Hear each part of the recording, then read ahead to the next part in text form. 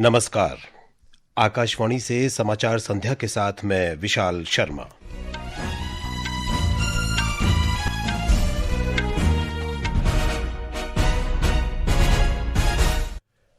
मुख्य समाचार। प्रधानमंत्री नरेंद्र मोदी ने कहा, भारत ने पिछले 10 से 12 वर्षों में 25 करोड़ लोगों को गरीबी से बाहर निकाला है। सरकार सुधारों के लिए प्रतिबद्ध। प्रधानमंत्री ने लोगों के जीवन स्तर को बेहतर बनाने के लिए अंतरिक्ष प्रौद्योगिकी के व्यापक उपयोग का आह्वान किया। 20 अंतरिक्ष स्टार्टअप के मुख्य कार्यकारी अधिकारियों और संस्थापकों से बातचीत की। गृह मंत्री अमित शाह ने प्रत्येक अवैध प्रवासी को देश से बाहर भेजने के लिए सरकार की प्रतिबद्धता दोहराई। सरकार ने कहा, देश में घरेलू मांग को पूरा करने के लिए चीनी का पर्याप्त भंडार उपलब्ध। केंद्रीय मंत्री अश्विनी वैष्णव ने घरेलू आपूर्ति श्रृंखला और वैश्विक प्रतिस्पर्धा बढ़ाने के लिए 62,000 करोड़ रुपए से अधिक के बजट आवंटन के साथ मोबाइल फोन विनिर्माण योजना का शुभारंभ किया। स्वास्थ्य और परिवार कल्याण मंत्री जेपी नड्डा ने H1N1 इन्फ्लुएंजा संक्रमण की मौजूदा स्थिति और तैयारियों की समीक्षा की। और हॉकी में FIH हॉकी विश्व कप में दूसरे चरण में आज भारतीय महिला टीम का मुकाबला नीदरलैंड्स से।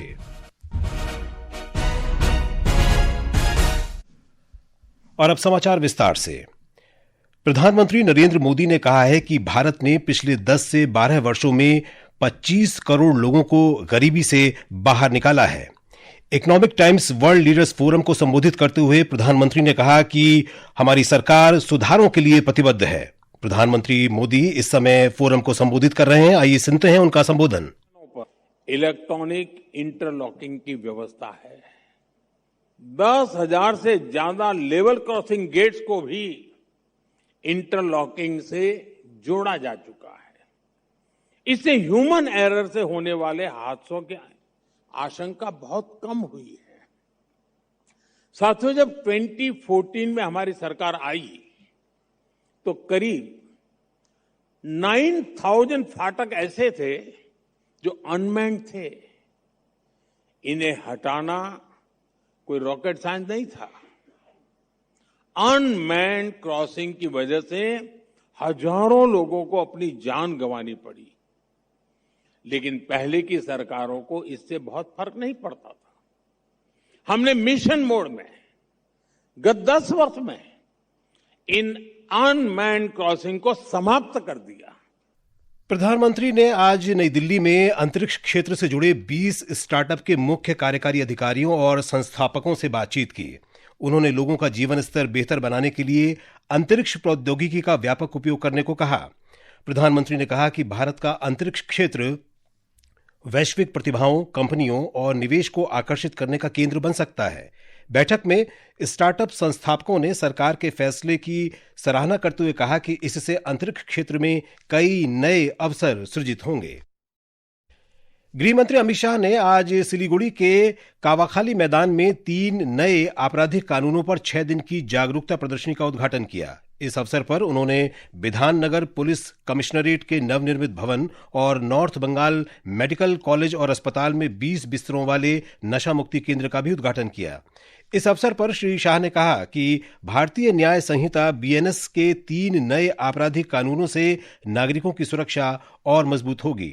श्री शाह ने कहा कि भाजपा के लिए देश, राज्य और जनता की सुरक्षा सर्वोच्च प्राथमिकता है। सरकार के गठन के 45 दिन के भीतर 1129 एकड़ भूमि BSF और SSB के लिए शुभेंदु जी ने दे दिया।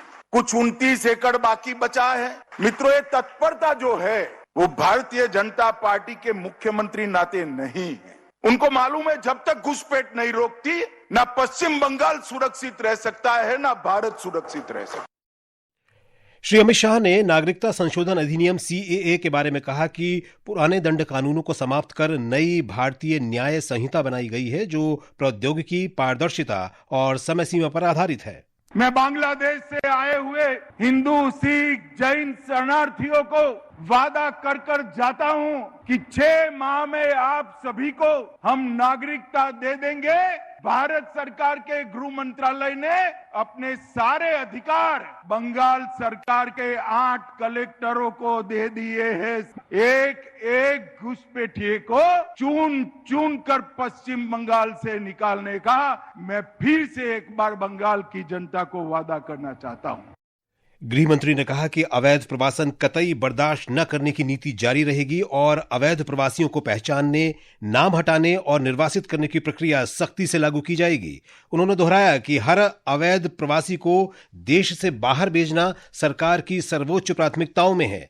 उन्होंने कहा कि जनसांख्यिकी बदलाव को भी सख्ती से रोका जाएगा। ब्यौरा हमारे संवाददाता से। केंद्रीय गृह मंत्री अमित शाह ने बड़ी संख्या में उपस्थित कॉलेज, विश्वविद्यालय तथा कानून के विद्यार्थियों तथा अन्य नागरिकों को संबोधित करते हुए कहा कि 3 नए कानूनों से देश व राज्य की जनता और अधिक सुरक्षित होगी। उन्होंने आगे कहा कि जुलाई 2024 से ही देश में यह कानून लागू हो गया था, परंतु विगत की टीएमसी की ममता सरकार ने इसे पूर्ण रूप से लागू होने नहीं दिया। परंतु भाजपा की सरकार आते ही मुख्यमंत्री शुभेंदु अधिकारी ने इस कानून को पूर्ण रूप से लागू कर दिया है। आकाशवाणी समाचार के लिए सिलीगुड़ी से अशोक चौरसिया। ये समाचार आकाशवाणी से प्रसारित किए जा रहे हैं। समाचार संध्या में आपका फिर स्वागत है। सरकार ने कहा है कि देश में घरेलू मांग को पूरा करने के लिए चीनी का पर्याप्त भंडार उपलब्ध है। हालांकि इसका उत्पादन अनुमान से कम रहने की संभावना है। सरकार ने चीनी की कीमतों में हाल की बढ़ोतरी को देखते हुए पर्याप्त उपलब्धता सुनिश्चित करने और कीमतें स्थिर रखने के लिए कई कदम उठाए हैं। रिपोर्ट। सरकार चीनी की आपूर्ति बढ़ाने के लिए जमाखोरी के खिलाफ कार्रवाई कर रही है। मंत्रालय ने पाया कि कुछ चीनी मिलों और व्यापारियों द्वारा जमाखोरी की वजह से भी चीनी की कीमतें बढ़ी हैं। सरकार ने 1 अगस्त से 30 नवंबर तक पूरे देश में चीनी व्यापारियों के लिए अधिकतम 400 टन का स्टॉक रखने की सीमा तय की है। इसके अलावा थोक उपभोक्ताओं को 1 सितंबर से 15 दिन की खपत से ज्यादा चीनी का स्टॉक रखने की इजाजत नहीं होगी। सरकार द्वारा राज्यों और चीनी मिलों को 15 अक्टूबर से पेराई शुरू करने की सलाह दी गई है। इससे अक्टूबर में चीनी का उत्पादन सामान्य 3 से 4 लाख मीट्रिक टन से बढ़कर 10 लाख मीट्रिक टन से ज्यादा होने की उम्मीद है, जिससे त्योहारों के मौसम में चीनी की उपलब्धता और बेहतर होगी। दीपेंद्र के साथ आनंद कुमार, आकाशवाणी समाचार, दिल्ली। उपभोक्ता कार्य, खाद्य और सार्वजनिक वितरण मंत्रालय ने कहा है कि वो स्थिति पर करीबी नजर रख रहा है।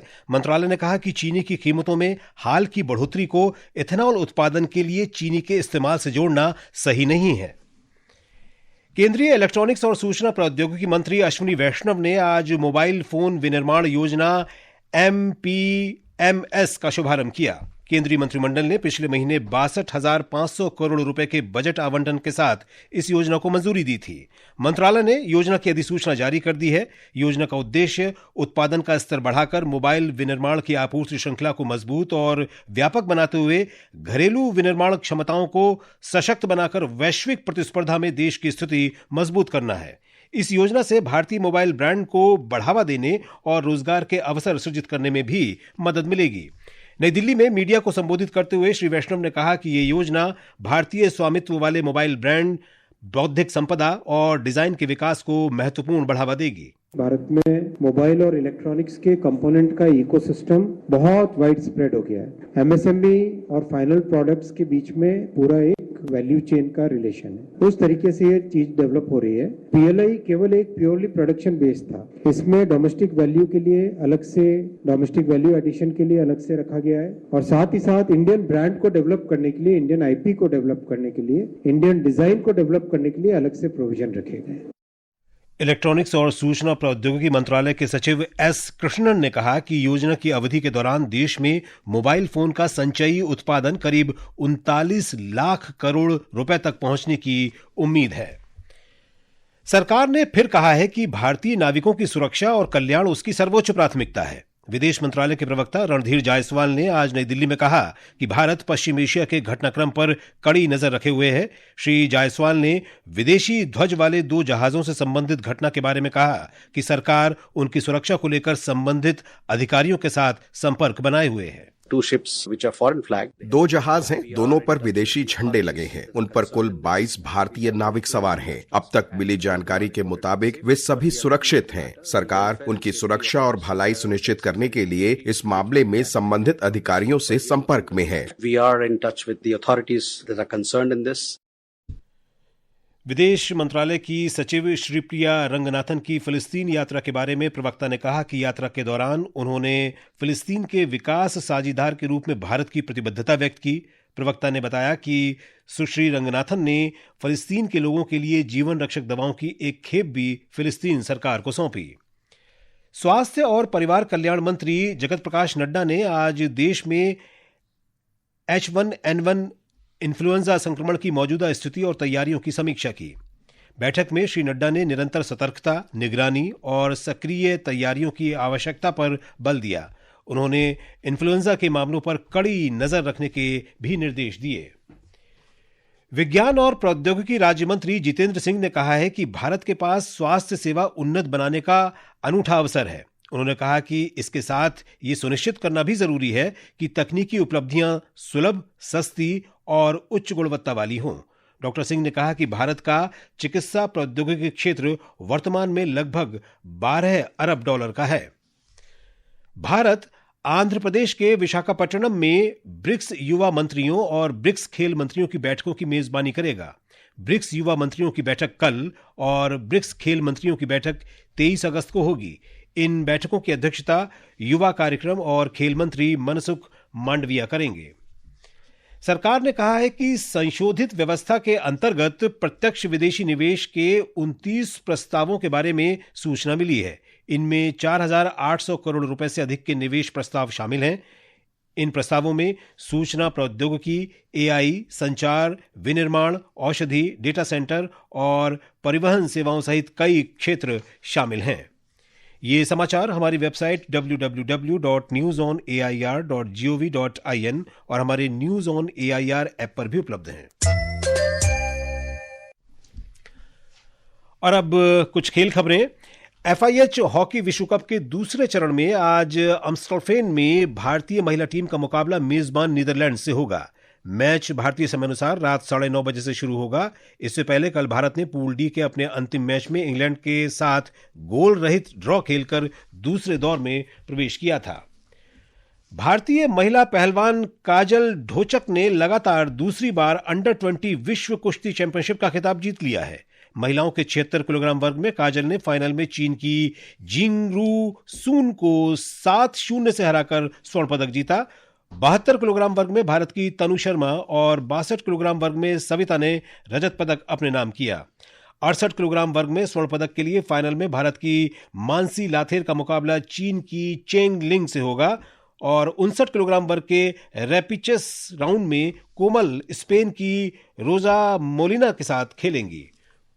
नई दिल्ली में विश्व बैडमिंटन चैंपियनशिप में आज भारत की त्रिसा जॉली और गायत्री गोपीचंद की जोड़ी ने महिला डबल्स में चीन की यी फैन और झांग शू की जोड़ी को हराकर सेमीफाइनल में जगह बना ली। इस जीत के साथ इस जोड़ी ने भारत के लिए एक पदक सुनिश्चित कर दिया है। मौसम विभाग ने कल पूर्वी मध्य प्रदेश में मूसलाधार वर्षा का अनुमान व्यक्त किया है। असम, सिक्किम, मेघालय, नागालैंड, मणिपुर, मिजोरम और त्रिपुरा सहित भारत के उत्तर पूर्वी भागों में भी इस महीने की 24 तारीख तक तेज बारिश की आशंका है। और अब आर्थिक जगत की खबरों के साथ हैं निखिल कुमार। सेंसेक्स 3 अंक की बढ़त के साथ 77,541 पर पहुंच गया, जबकि निफ्टी 20 अंक की तेजी दर्ज करता हुआ 24,252 पर बंद हुआ। अंतर बैंकिंग विदेशी मुद्रा बाजार में रुपया आज $1 की तुलना में लगभग सपाट रहते हुए 95 रुपए 71 पैसे पर बंद हुआ। और अब बुलेटिन के अंत में मुख्य समाचार एक बार फिर। प्रधानमंत्री नरेंद्र मोदी ने कहा, भारत ने पिछले 10 से 12 वर्षों में 25 करोड़ लोगों को गरीबी से बाहर निकाला है। सरकार सुधारों के लिए प्रतिबद्ध। प्रधानमंत्री ने लोगों के जीवन स्तर को बेहतर बनाने के लिए अंतरिक्ष प्रौद्योगिकी के व्यापक उपयोग का आह्वान किया। 20 अंतरिक्ष स्टार्टअप के मुख्य कार्यकारी अधिकारियों और संस्थापकों से बातचीत की। गृह मंत्री अमित शाह ने प्रत्येक अवैध प्रवासी को देश से बाहर भेजने के लिए सरकार की प्रतिबद्धता दोहराई।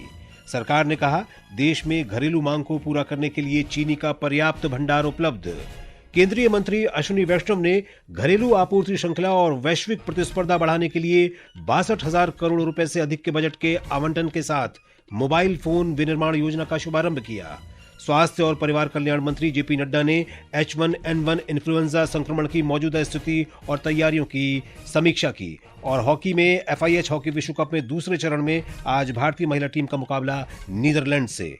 इसके साथ ही समाचार संध्या का ये अंक समाप्त हुआ। नमस्कार।